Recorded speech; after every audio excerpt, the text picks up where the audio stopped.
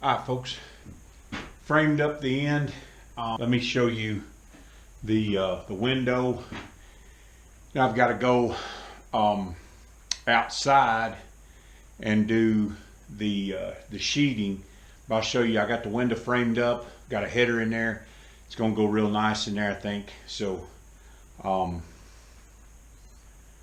show you some of the putting siding on there, and then the next big thing after I get the sheeting on there is getting the window in, getting the windows trimmed, the doors trimmed, so we can move on to soffit and fascia. Let me show you right here.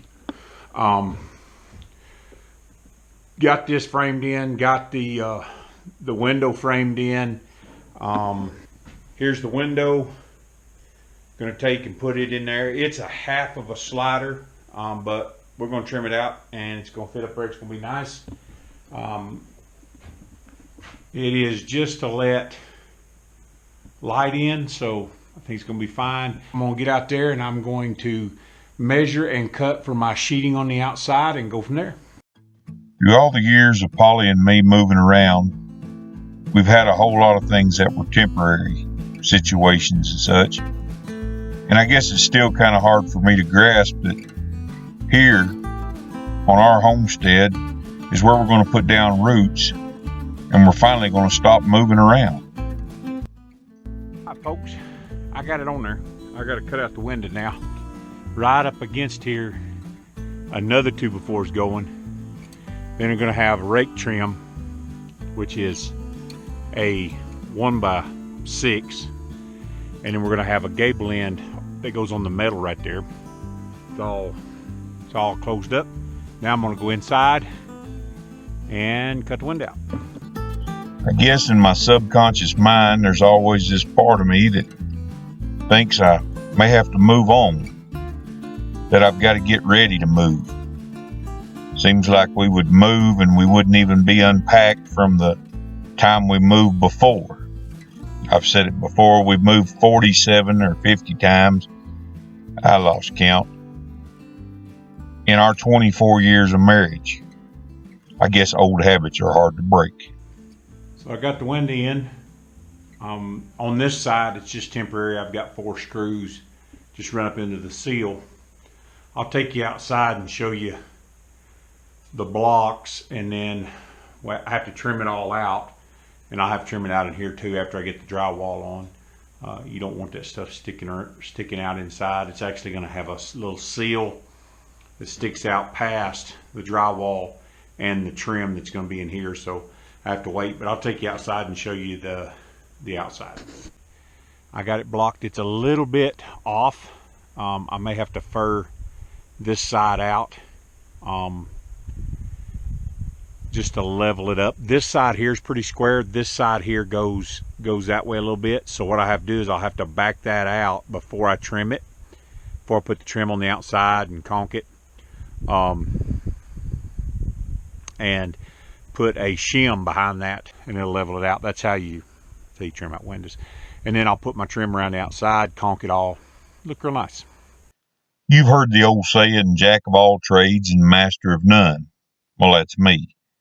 In all my years of knocking around, I've learned a few things about most things, and it's benefited me over the years. I learned as much as I could about every job I did, and now, all these years later, I'm putting all of it to work. One thing you got to do is never stop learning.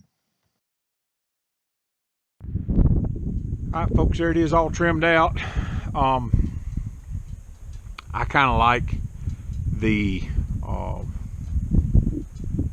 1-inch overhang. I did it on the doors too.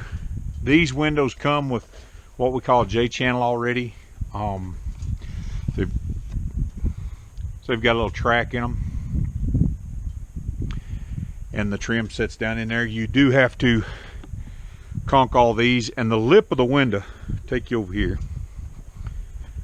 the lip of the window right here kind of makes it stand up a little bit, so you kind of have this off of the wall look, both top and bottom. But if you conk that, it'll look pretty good. You can conk around in here, as long as you don't fill that track up. That's where water is going to run off of there. Also, this right here, this little 1 inch, you can take and make them at an angle where water will run off of them better. Some people put an angle this way and then they come down here and make an angle this way. This is so tight right here, it wouldn't look good. And then I didn't quite get my doors and my windows centered. It's the same amount of space, but just in the opening itself, I didn't get them centered. They're going to be off just a little bit, about a 3/4 inch difference between this side and this side. Also, I've got a 5.5 inch piece of trim that's going to come right in here. You have to excuse the wind. It's going to cover that, so it's going to be pretty tight, but I think it looks pretty good. I'm going to continue on. The next time you see this, it'll be all the trim will be done, and I'll kind of walk you through it.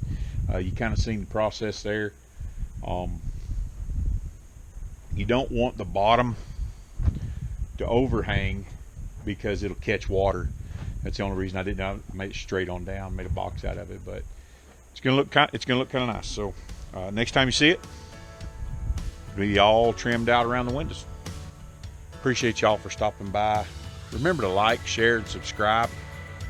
We'd like to invite you over to our Etsy shop. We've got all different kinds of little gifts over there for people. We've got solar fence chargers. We've got regular electric fence chargers for those of you who run livestock. And until next time, we'll see you down the road.